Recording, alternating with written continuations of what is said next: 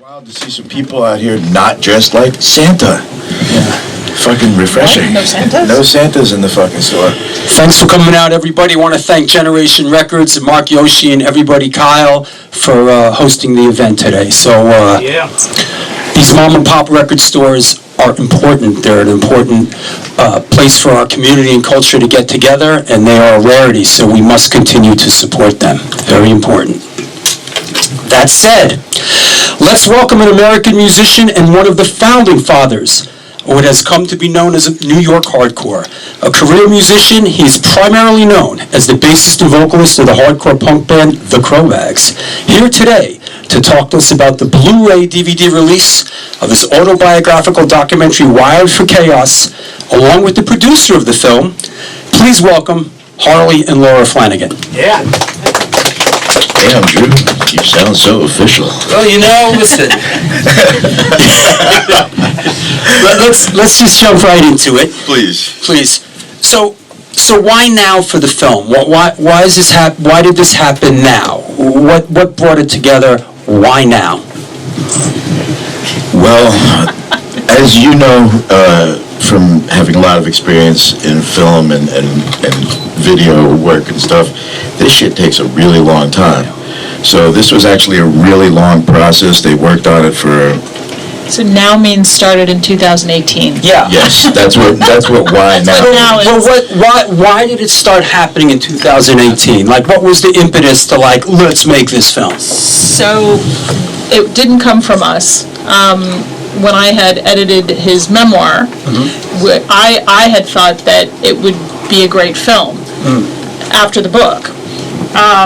But we didn't, we started talking with Sasha Jenkins about that, Mass Appeal, and perhaps doing a scripted film, which never came about. And so in 2018... A biopic. Well, you know, it was. With actors. Yes, with actors. With actors. Yeah, that's cool. We could still do it. That's my goal. That's my goal. But you know, there was a lot of different discussions and ideas. And let me just be clear, none of them were mine. This was not something that I was ever interested in trying to pursue. This is just a byproduct of everything else and other people's vision, you know, because, you know, this was just basically, the book was me just spilling my guts, telling my story, because, you know, as anybody knows, if you have any significance or value of any sort in culture these days, music or otherwise, if you get enough likes, you know, and, you know, you get hit by a truck or whatever, somebody's going to write a book about you, or somebody's going to try to capitalize on your infamy or your success. That's just kind of the name of the game. You got a lot of, you know, dick riders out there trying to make reps for themselves off of other people. So I was like, you know what, if something was to happen to me, someone's going to write something. It'll be a journalist or like a former band member or something, and it won't be my actual story. So that was the reason I started writing the book. And when she got involved with editing the book, she was the one who really saw, this story is insane. This should be a film. This is like, you know, and cinematic. And from there, it wound up becoming a documentary. And, you know, who knows, maybe someday there will be a film based on it that doesn't necessarily have to be about me or even about a New York hardcore band, but the story itself is... Sure. But we met Rex Miller. Yeah, I was going to say, how did director Rex come into your orbit? So Rex Miller, who is a successful director with real mainstream kinds of films. His last film was about Arthur Ashe, called Citizen Ash. I highly recommend it. It's an incredible film. He was introduced to Harley through someone at the Jiu-Jitsu Academy. I see. Yeah, and so through this contact, we met, and he said, hey, you know, this would be a really interesting subject for a documentary, and I'm kind of interested in learning about your story. Well, kind of what happened, actually, it's funny because he didn't know anything about me. At all. And he Googled me, and one of the pictures that came up was the one of me, Warhol, and Strummer backstage, and he was like, oh, wow, I was at that show. But he was like in the 11th row watching the show. You know, he's a few years older than me, and he was like, wow, whatever happened that caused him to be in that room with this assortment of people. There's a story in there somewhere, and that made him really curious. An interesting thing. This guy coming in as an outsider, right? It's like in some of the films that I've made, I always feel like I like to approach a film and not know everything. Yes. Because I feel, as a film director, that I want that sense of discovery to carry into the film. Yes. And I felt that way with this. And this guy Rex, I think in a good way, it's good that he came in not knowing, not being prejudiced at all in any regard. He hadn't read the book. I was about to say, it's funny that you should say that, and it's it would take someone, a director, to have that understanding, because I kept telling him, like, dude, read the fucking book. Like, when he'd ask me a question, I'd be like, dude, just read the fucking book. And when he was done, he was like, he told me, he was like, yeah, I never read the book. And I was like... When he was done with the film, he said that? Yeah. And I was like, but then he was like, because I wanted to learn the story myself. I didn't want your written version of the story to be... I'm down with that. So I respect that as far as the artistic integrity and the journalistic integrity, and that he didn't just rest on the fact that me and him had a relationship for the stories to be accurate, true, or necessarily true. I think here's a guy coming in who sort of has a fresh take on things, and he's not prejudiced from all the whatever from the past. Didn't know jack shit about the Cro-Mags. Didn't know fucking jack shit about hardcore. He was just interested in what he thought was a fascinating story. I see. Producer Elizabeth Haviland James, who she's a producer. She seemed to have been involved in a lot with the film. Is she his partner in the film company, or what was her role in this? So when they started really in production and doing all the interviews and started editing and piecing together the story, there was a different editor. He's one of the editors, Mikkel Elbach. He's Danish, actually, which was interesting. But as the film really started to take shape, I guess Rex had worked with Elizabeth on other film projects, and he brought her in, and it was really, really critical that she came in. She's really the lead editor.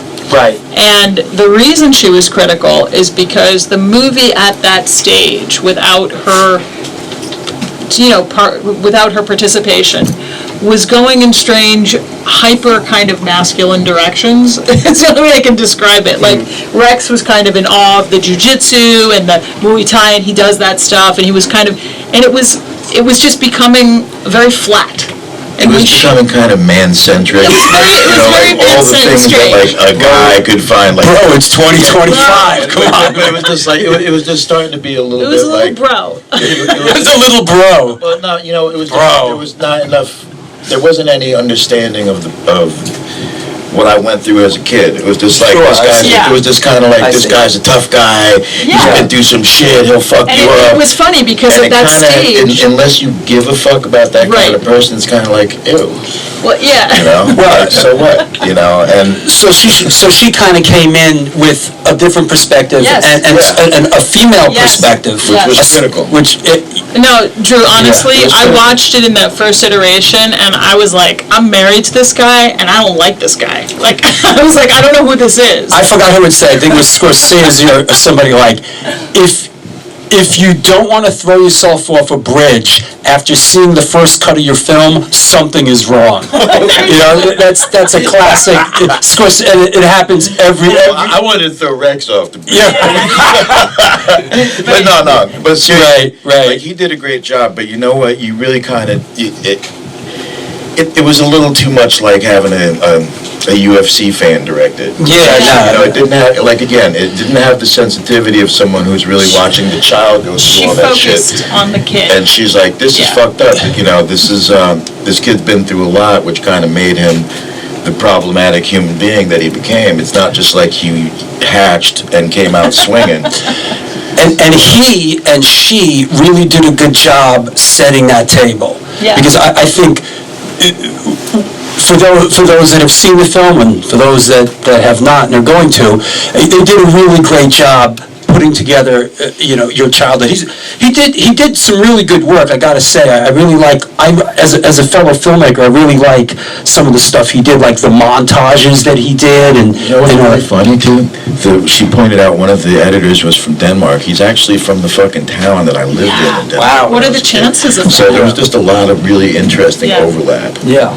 So what were some of the biggest challenges of making the film? Like, Well, first, me surviving the life. That was That made the that was that. other than you surviving to make the film, like That was a challenge. Still the a big- challenge. the biggest but, challenge. I think independent films, the challenge is funding, first of all, right? Getting the funding to make it, and once that happened, he has... Was that a Kickstarter thing? No, Rex has been in the industry long enough doing independent films, so he was able to raise it. And once that happened and we really got in motion, he kind of put it together. He put this team together of incredible editors and oh my gosh, the graphics people. To quote Glenn Danzig, you gotta know what you're doing. He knows what he's doing. So obstacles, I mean, once we were rolling, we were rolling. And then we didn't have major issues with licensing and stuff like that. It really kind of fell into place.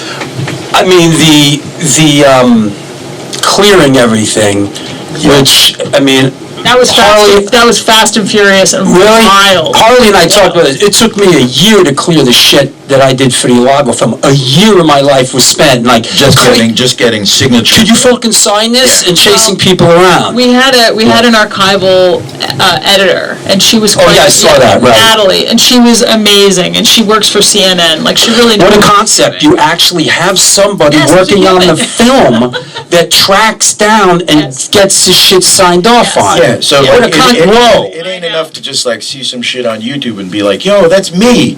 I'm gonna use this. Yeah. No, you gotta find out who fucking filmed it and get their permission. Yeah. It doesn't matter that it's you. But wait a second, but that's me in that photograph. Yeah, but Doesn't you didn't matter. take the photograph, motherfucker, so you better find out who. Yeah. Are you familiar with the fair use concept? Yes. Some of that's as a lawyer, some of that's in... So we had... Yeah, I learned about that shit.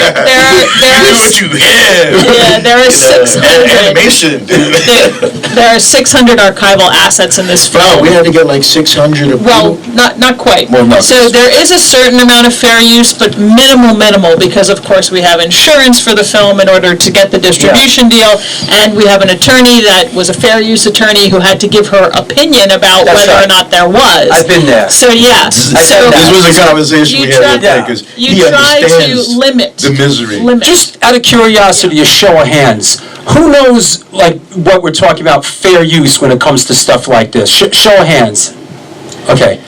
For those that don't, like, fair use, if you want to use something, like an old video or something, you can use it. New and footage. You have to sort of do something with it, and then kind of hope it falls under this sort of vague concept of we're using it under fair use, and then you got to get the fair use lawyer to look at it and pay him to give his opinion and go, you know what, this is, you could get away with this, but not this, this, and this, and then you got to go back and kind of make some adjustments, and because you got to get insurance, and you don't want to be liable for someone to go, yo, what the fuck? That's mine, I own it, you stole it, fuck you, pay me. And that person could be litigious enough to sue you and have That's deep right. pockets enough to sue you, and then you gotta tell that's why you have so much insurance, because the distributor, and God bless, we got a distribution deal, who knows how that happened, but it did happen, and of course, they're like, and guess what? This is how much insurance you need for us to take this film. Yeah. So the lawyer's like, you gotta do as little as possible, so get out there and work it to get those signatures, and we did. This shit is making my head spin, and I I'm know. like just sitting next to it, you know? There's some cool stuff in the film. I gotta tell you that, like, you know, as a musician, you know, we all know how much dirty shit and how complicated it is to be in a band and make music and have record deals and this and that and shit, but the film shit is fucking crazy, yo. It makes the music shit look like easy. Like you're, you know, again, you know, say you only got 3 or 4 band members you're fighting with about who wrote what or this or that. All of a sudden, you gotta like You know, especially, and I mean, this is a doc, so it's different. You know, we had to get rights for all kinds of different stuff. I guess if you're making your own film, you're kind of calling the shots yourself to a certain degree if you got the funding. If it's or a whatever. narrative, you know, if it's a fiction, you know. But anyway, this thing was a trip, man. It was, and you know, it was a real trip to have your life picked apart like that.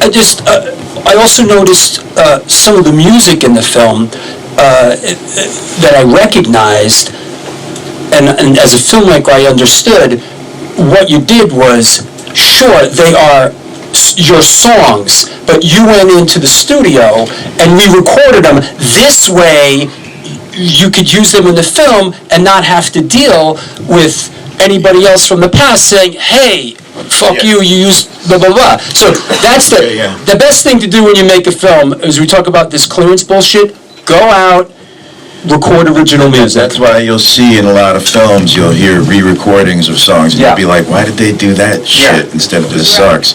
And more often than not, it's because it was too fucking complicated to get the rights, or too expensive. So 100%. we wound up in a situation, I mean, obviously most people here don't know and don't care, so I'm not going to bore you with the history of the Cro-Mags madness and legal drama over the first two albums, which we've never still gotten paid for.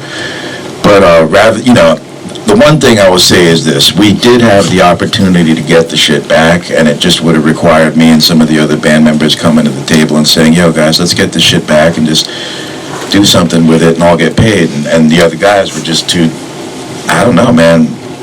It just didn't happen. They wouldn't So come the to the window table has and have that closed. conversation. So because, more or less because of that, I was left with no choice but re-recording some of the songs. Now, I just gotta say, I didn't notice, the first time I watched the film, I didn't pick up on it. I didn't. Yeah. because This is the second time. You gotta know what you're doing. The second time, when I read the credits, I said, okay, he went in and re-recorded. Yeah. And I've done that, so this way you don't have to deal with clearance and bullshit. Well, actually, you know, I mean, I already You just mentioned it get the one time cover in the press, licenses, so, and you that's know, that. I might as well mention it again.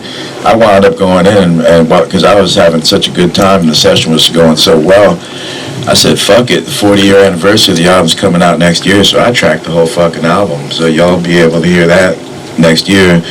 And I gotta say, it sounds kind of like Age of Quarrel meets Best Wishes in the sense that it's played like Age of Quarrel, but it has a little bit more, it's got me on vocals, so it just has a deeper voice, let's just say. There you go. Was there any archival material that was discovered for this film that you were like, What, footage-wise? Yeah. Particular. yeah. Man, well, the first thing that blew my mind was when you see the footage of all the skinheads in Belfast at Ulster Hall. That was the first riot that I was ever at. And that was the beginning of it, because shit hadn't really popped off yet. Like, I was, I guess I was 13, 1980. Anyway, I was young as shit, and this was the first time I had experienced, like, a full-on riot, like, with, you know, cops with shields clubbing people, and, like, mass numbers of, like, punk rockers, and mostly... When you were over there with the stimulators. Yeah, we did a show at this place called Ulster Hall. We did a punk rock show with this legendary band called the Saints. They were headlining, and a bunch of other Irish bands. And anyway, that was the first time I saw some shit like that, and that was like a game changer for me. I was like, wow, you know, growing up on the Lower East Side, you know, you didn't see too many white dudes who were hard asses like that, you know, like, just to put it mildly. And white boys on the Lower East Side back then were kind of the bottom of the food chain. So for me, it was like, wow, these motherfuckers, they're fighting cops, man. They don't give a fuck about nothing. I was like, yo, I'm like, yeah. You know, it changed me. One of the cool things, sorry to interrupt, but one of the cool things about it was Harley had been interviewed over the years several times about, you know, what was going on, and he talked about that. In that section where you see that footage, he was talking about being there with the stimulators, and the crazy shit is he was talking prior to seeing that footage, and then they got the footage. Yeah, and then it How did you made find it, the footage? and well, so That's that just was another one of those cosmic overlaps, like man. the BBC footage on the roof. Yeah. So The BBC footage on the roof of the stimulator. Yes. Yeah, that's fucking It's great insane. footage. And so Rex... You never saw that? No. That I had seen. I hadn't seen it. but- Really good-looking but I- footage. It's beautiful because it's Yeah. BBC. But so what happened is Rex, filmmaker, was in England, I guess, with Arthur Ashe, and he met this woman, and they were talking. And she was like, "Yeah, I work for the BBC," and he's like, "Oh, I'm working on this project, and it's got something to do with Northern Ireland." And she's like, "Oh, the Troubles," and he's like, "No. It's about this punk rock festival that happened," and she's like, "Oh my God, Oh, but check this listen to shit out. this." Oh well, Her mother's boyfriend. Yes. Her mother's boyfriend or some shit like that was the promoter. yes. Oh, wow. That's a good one. So it was like, how the fuck is She's that like, line? oh my- and so she- So she dug up the footage for And us. she That's sent awesome. it to her. Yeah. Yeah. Was there anything that you couldn't get, that like it was there but you couldn't get it, and to my like knowledge. couldn't clear it, couldn't get it? So, The only no. bitch for me was, that I couldn't get the actual. It's always a bitch when you can't get the rights to your own music. For Well, something, yeah, well, but besides that, We almost didn't try, though, I've been dealing really. with Yeah. that forever. So like once I fucking crossed that bitch. Is there anybody that you had on the interview wish list that it didn't work out? Not so much wish list, but there were several people that I reached out to who declined to be spoken to. Yeah. But it was pretty smooth on that score, I have to say. Everyone who we reached out to was pretty happy to be involved, which was great. How did the DVD extras come together? And then I have in bold letters, Henry Rollins, the best 4-minute explanation of what hardcore is Yes, I've yes. ever heard in my life. Yes. Henry Rollins in the DVD It was extras. phenomenal. I'm telling you, a lifetime of this shit. This guy, I think it's 4 minutes. It was the best explanation Agreed. of what hardcore is. I was really like, wow, And- he nailed it. And I haven't the seen the crazy extras. thing, It's really good. the crazy thing I don't about have a DVD player. but Henry, like in that interview, Harley wasn't present for this stuff, and I mean he was there to say hello to sometimes, then left. That's what you see in the film. But Henry just went on a mission, and I'm sitting there listening, and both Rex and I were like, and he just was going and going, and that's what and it was like there was like no editing in that. You know how Henry is, man. All you gotta do is hit the switch. It was just woo! You know, there's in my experience of interviewing, there's certain people, right? And you're talking about, like, in my experience, James Hetfield, John Lydon, Cherry Vanilla, Rob Zombie, they just said, "Oh, who are we talking about here? Harley Flanagan?" And they just go on a 20-minute monologue, and they put periods after things. So knowing that there's an editor that's going to be they don't just ramble. No. Oh yeah, it's called professional. Yeah, it's good. It's good. Like, Hetfield did that to me. He's like, "What are we talking about here, Michael Lago?" And the dude went on a 20-minute monologue, and I was just like, "Hey, great." Mike. Fuck, okay, we're done here. Yeah. Well, Henry had a few of those. Man. Henry's good like that, He's man. amazing. Ian's good like that, too. Ian was Yeah, great yeah, too. Ian, yeah, man. It was really. I gotta tell you, that was definitely one of the people that I was the most impressed with. That he was willing to do it, because, as you know, anybody who knows anything about Ian, he doesn't do stuff like this very often. And Daryl, I was really surprised at that, because Daryl isn't like talking to anybody about anything. Yeah. And I get it. I don't either. So Yeah. he's older than me. So, just a couple of things regarding the body of the film, like the film itself, and just going off my notes. Rex did a great job setting the table with montages early on New York City, your family, Denmark. I think as a filmmaker, he really put together some great montages that really told the story.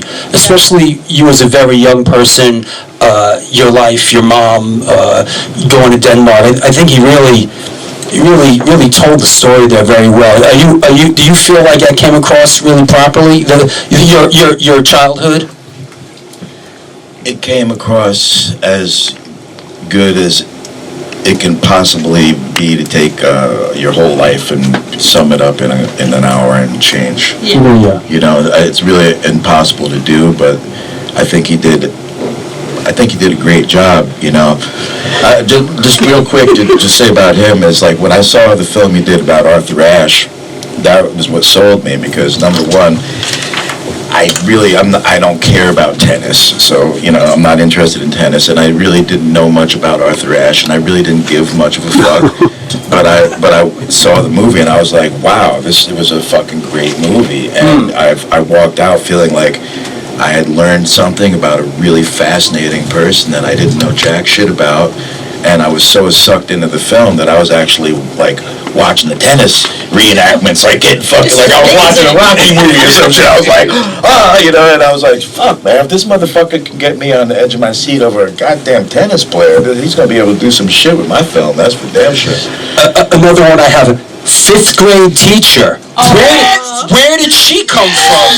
What a score. So watching this fucking film, Harley's fifth grade teacher comes up. She's got to be in her 80s, 90s. Like, what's up? Where the She still plays piano, still She's How? Where? Style, baby. So what happened is Eric Drucker, the cartoonist. The cartoonist who does a lot of New York Times. Yeah, he the New Yorker cartoons. New Yorker, everything. Yeah, so he, I guess... That's his mother? Yeah. That's his mother.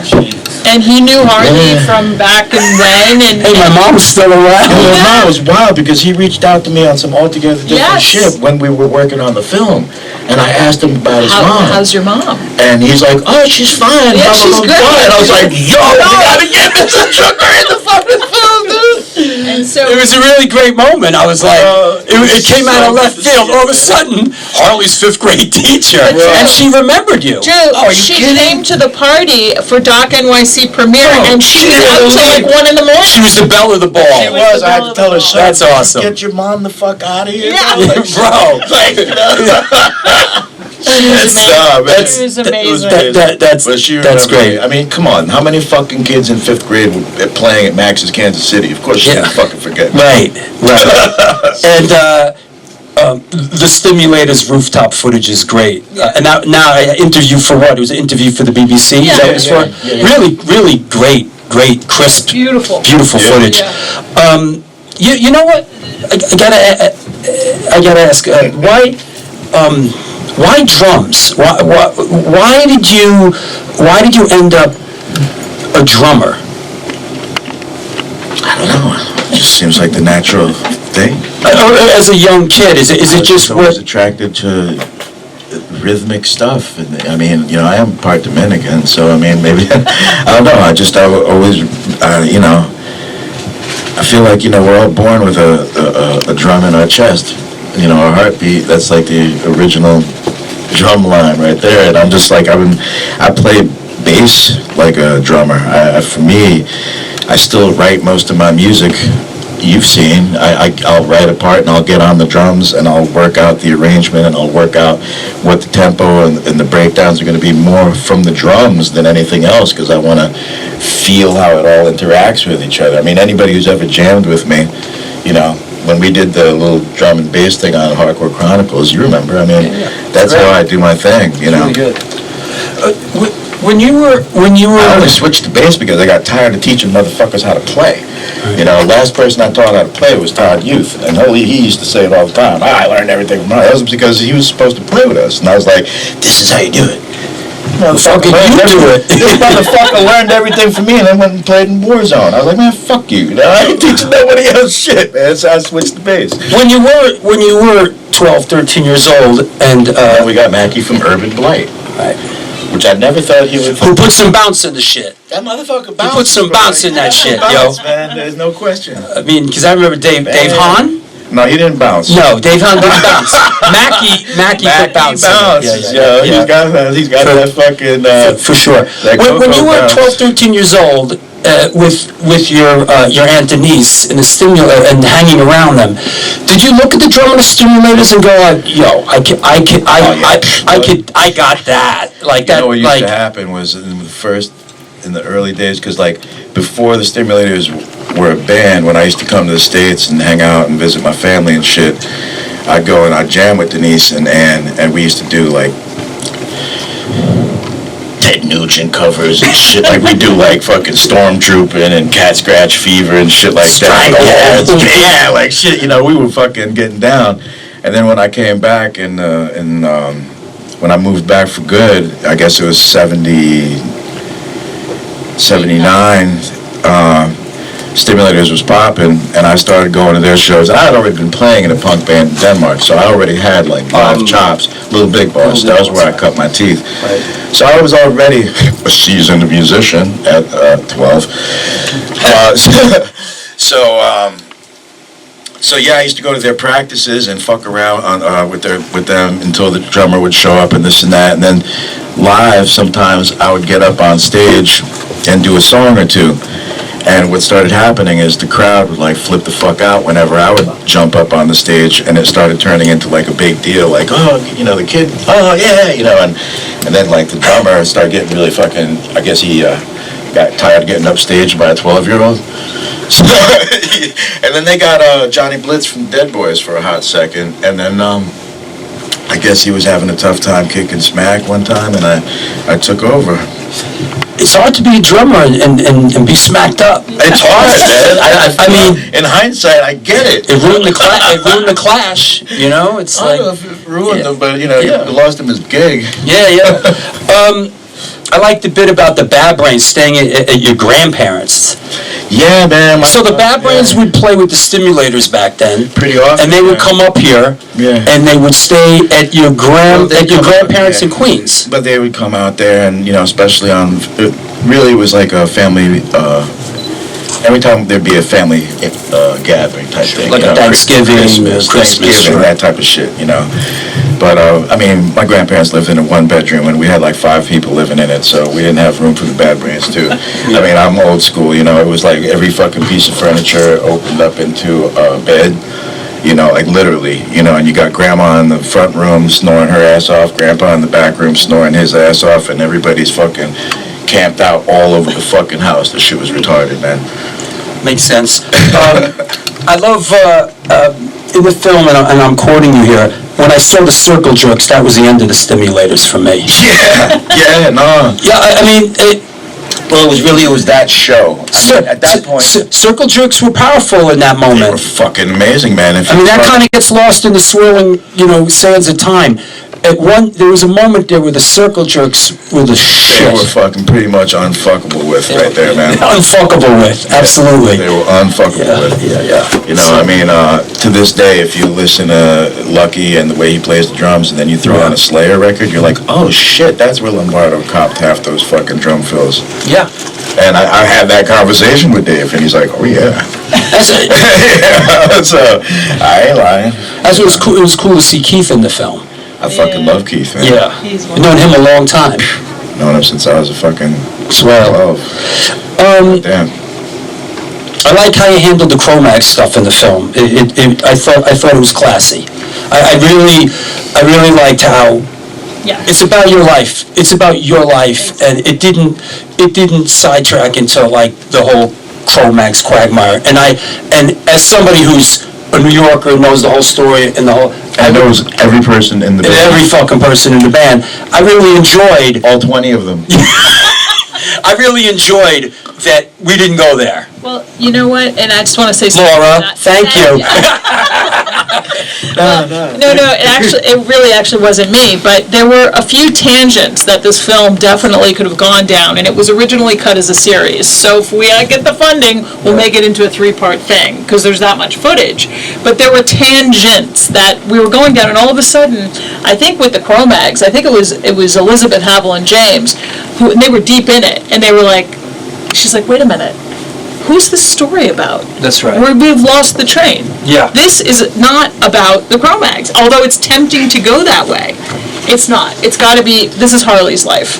And of course, that was part of it, you know. Yeah, I like that. And again, I had nothing to do with making the film, so this shit was not in my hands. I actually saw it. I saw it right before it it premiered at Doc NYC. I literally for the saw first it cut time. at home right before the fucking thing went into the theater, and it was a hard watch for me, man. Did you see it along the way? I did. And you just sort of trusted the process? Yes. Is that right? Yeah, well, you know, I trusted the process, but I also knew that, you know, okay, she wasn't one of the editors, she wasn't the director, so I knew she wasn't going to have anything to do with how the film was, the content of it. but I knew that she was going to be able to give them all the chronological shit and the accuracy, timelines, and because, for instance, like a lot of the photographs and shit were mine. They were in my grandmother's closet. You've been to my grandmother's house yourself once, where I used to live in Queens, and so a lot of that shit was archives that we had, and they would have never been able to get the shit right if they wouldn't have had her there, really kind of letting them know this, this happened then, this happened, blah, blah, blah, blah, blah. Because there were a lot of pictures that they were like putting in, and I'm like, that didn't happen in 1995. that happened continuity. in 1989. Continuity. She was there for accuracy. Yes. Yeah. But I had to, again, trust the process because, if you only want to tell your story from the way you perceive it, it's going to be one-sided. And I had to trust the process to a certain degree because I know I've done a lot of wrong shit. And in order to, you have to take ownership. And again, I remember one thing the director Rex Miller said about the Arthur Ashe film when he was talking about. I guess the term was killing your darlings. Killing your darlings. When you have to lose scenes that you That are really so would want to keep, a scene that you fell in love with, that Yes. you wanted to be in the movie so bad, but sometimes for the overall arc of the film or for the overall story that needs to be told, you have to kill certain parts of it. I'm very familiar with this concept. Exactly. So I'm very familiar with this concept. so I knew, and so where I was going with that was one time he said, when discussing that, he said, at the end of it, I just wanted what was best for Arthur Ashe. Yeah. And Arthur Ashe is no longer alive, so if he wanted what was best for a person who's dead in the ground, I was like, you know what, I appreciate that shows that the man has integrity. He's not just sensationalizing. He's not just trying to tell whatever. He wants what's best for that person. You got to do what's best for the person and for the project. And I knew it was going to be ugly. I knew that, you can't live life without doing wrong shit. You can't get a little bit of shit on your hands or a little bit of blood or whatever it may be. And, but you have to, again, I believe in taking ownership, and that's really the difference between me and a lot of my peers, is I think a lot of them are still fucking pretending that they're squeaky fucking clean, and I don't think they're ever going to grow the fuck up until they, and that goes for all humans. Well, I think that's the last third of the film addresses sort of the future and where you're at now and moving forward. Trying. Nobody's perfect. Right? No. You know what we're referring to here. It's very hard when you're involved in a project like this, and you spend a lot of time and money on a part of the film, and you don't want to cut it out. It's traumatic, and that's why they say directors shouldn't edit their own films. Because if you're a director and you're out there on the ball field and you're shooting the fucking thing, you're just so emotionally attached to it, and that's why a lot of times I like to pride myself in being able to do that, and I feel that I have. What I do, I call it the fuck it cut. Is that I'll wake up one morning, right? I'm gonna do the fuck it cut, and I'm gonna wake up with no attachment to any. Need to be here? No. Just like an assassin, like a fucking assassin. Yeah, man. And I call that the fuck it cut. That's how you get it done, bro. And that's what I've done with all my films. And listen, that's just part of the game. Sometimes you spend a lot of money on something, and it just doesn't serve the project. And it's really easy to overthink shit, and ultimately that fuck it cut gets to the point. Absolutely. What else? I like Erica James Brendel. Yes, Brendo. It was nice to see her. I remember her mom. Yes. And when I was watching the film, I had a note like, you mentioned that your situation with her mom and everything, which I remember, and then I had a note like, whatever happened to her? And then she turns up at the end of the film, and I thought that was really nice, and that she was out on tour with your sons, and she's like a part of your family. Because I know you loved her, man. I remember you raised her. Yeah. When you spend a lot of time raising a child, that never goes away. Sure. That's why our parents love us forever, even if they don't know how to express it. 100%.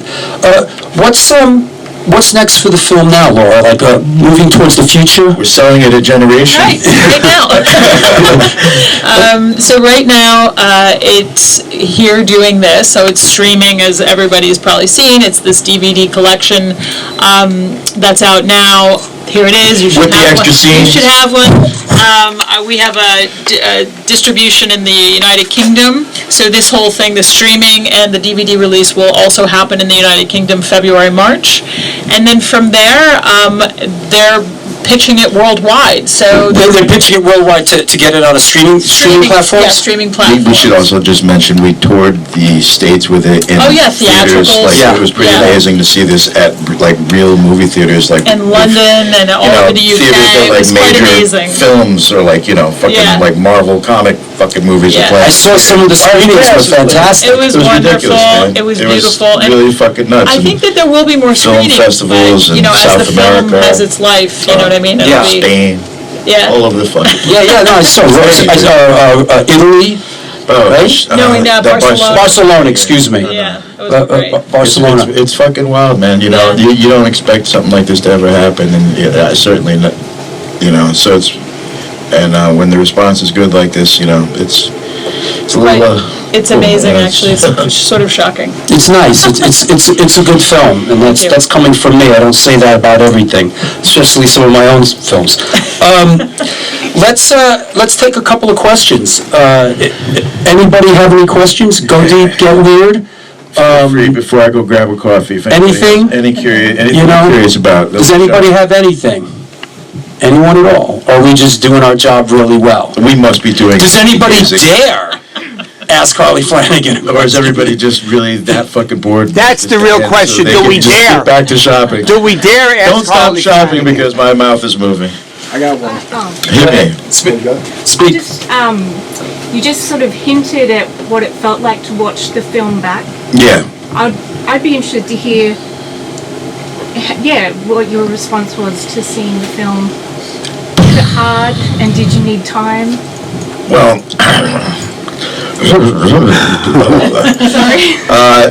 Well, let me go back a little bit and just say that when I started working on the film, I was actually having a real difficult time.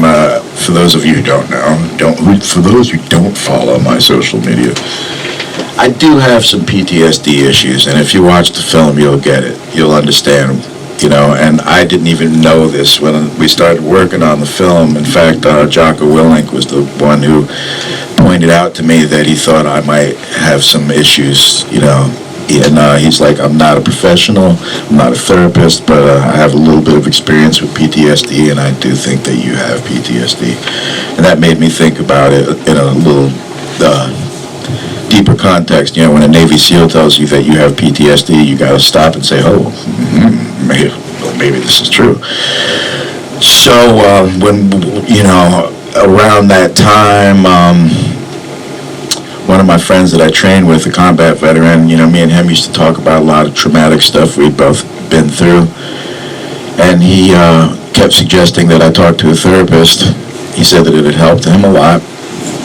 And he's like, you just got to get the right therapist, man. It's like you got to just keep trying until you get the right one, blah, blah, blah. And I was like, bro, I don't have the time to go through one motherfucker to another and try to find the right therapist. If you could put me in touch with whoever you're talking to, if you feel like they're helping you, I'm willing to talk to them and see how that goes. So he was kind enough to set me up with his therapist at the VA. And I started speaking to them. And actually, the first interview I did in the film, I remember Rex telling me, I walked in and I was just like, I was mean. Like, he's trying to talk to me about my life, and I'm just looking at him like, I want to talk about this shit, man. And I'm looking at him like, fuck you. Like, I almost felt like insulted that somebody who hasn't been through like what I've gone through is like, you want to ask me about this? Like, how can you even fucking understand? Like, it was almost like insulting. It was like pissing me off, kind of. And then I started talking to my shrink, and it started helping me learn how to talk, how to open up about things that were not easy. and that actually kicked the film into another place, because then I was able to just kind of forget that the camera was there and just kind of just talk and just let shit out. And that's how a lot of the things came out in the film that I, had never spoke about before. The only way out is through, right? You know what? The things that hurt the most, you can't run from. You kind of have to hit them head on, because they're always going to be on your ass otherwise, shaping the way you think and the way you react to things. Even if you're not aware of it, if they're lurking in the back of your head, they're actually pulling the strings. So, I think it was really important for me. So this film was really cathartic in a lot of ways, because I dumped my whole life out there. Everybody always told me, your life was so amazing, you should write a book. I wrote the book. And then it's like, okay, your life should be a movie. Well, now there's a fucking movie. But it was not easy, and the experience of what I went through was not easy, but it was very cathartic, hopefully I'll make a couple bucks. There you go. Anybody else? What do you got? Go ahead. Yeah, it's a little different than my wife's. Go ahead. But when you're talking about Pigman, Yeah. Lower East Side, I kind of relate to that a little bit. I used to live down by Atlantic City, so for a couple of years I had some guys that were, trying to... It's a little scary, yeah. So I almost had to leave the country, but what I thought was crazy is that you ran into him. Yeah, well, not him, but some of his people, and they actually told me who he was. No, he's alive, bro. He's alive, man. It's like He's got an auto body shop in Brooklyn. He's got grandkids. I'm pretty sure his killing days are behind him. But maybe just real quick about who is Pigman, and then how long ago did you run into... Well, the funny thing is that some of the other dudes from the Hitman, the gang that he was part of, the gang was from my block, so it was really sketchy. Like, when they had, because these dudes, it wasn't like, oh, this gang has a hit on. He was like, no, they hung out on the steps across the street from my building. That was where they hung out. So it was like, they knew which apartment my mom lived in. It was like, I was fucking going anywhere. They fucking kicked in one of the apartments down on Norfolk Street and fucking put guns in people's mouths looking for me, man. Pigman rolled up on some of our fucking, I think, Eugene Oxbow on Avenue A, and like fucking hung a shotty out the window of his Blue Nova with his pig mask. And this shit was real. Wow. It was fucking terrifying. And the thing that really was, I remember Pigman from when I was a kid, like from before I was getting in trouble. He had a long career. Yeah, like I did. Pigman had a couple decades. Pigman, you know what I'm saying? It was like a couple decades at it. Talk about Pigman. There might have more than one Pigman. Right. They probably was. That's why I was. It's like Bigfoot. You know what I'm saying? Yes, or the Dread Pirate Robin. It's like Bigfoot. Like But, maybe there's a bunch of them. what happened was we had the book signing at Manitoba's when the book first came out, and some of the Hitmen came to the fucking book signing. Just a couple of years ago. No, this was back in 2016. Almost 10 years ago. Yeah, so some of these fucking dudes from the gang that he was part of showed up at the book signing, and I was like, but it was like, we're all fucking grown men now, and $10,000 only goes so fucking far. The people that put that hit on me probably not even alive anymore. So we fucking bullshitted, and I asked them. They aged out. Yeah, they aged out of the scene. And I aged out of a hit. You know what I'm saying? So I actually asked him. I was like, "So who the fuck was Pigman?" That's what he told me. And I was like, "Oh, word, that was him." Shit. Alive and well. Anybody else? What do you got? Questions? We're ready. We're good to go. Anybody else? The DVD, Harley Flanagan. Pick it up. Enjoy. Anybody else? Oh, and for those of you, before we go, we got not just the DVD and proceeds we're going to be giving to our man Lou Kohler from Sick of It All. Oh, that's right. We also have some vinyl that is in the soundtrack, copies of my book, and also people are always asking me about how I take care of myself and what I do to stay in shape, because at my age I'm still pretty fucking ripped, and I still fucking... my book. It's mostly the food I eat. I do exercise every day, but we also have a cookbook here that my wife just put out.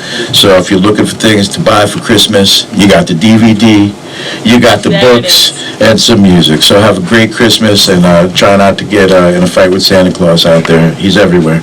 Everywhere. The Blu-ray DVD is Harley Flanagan Wild for Chaos. Like Harley said, the proceeds are going to our friend Lou Kohler from Sick of It All. So try to pick one up. And Harley and Laura are going to be in the back signing stuff. And thank you very much for coming out, everybody. We appreciate it. Thank you all for being here. Thank you. Shout out to Lou. Thanks a lot. Oh, let's take a picture.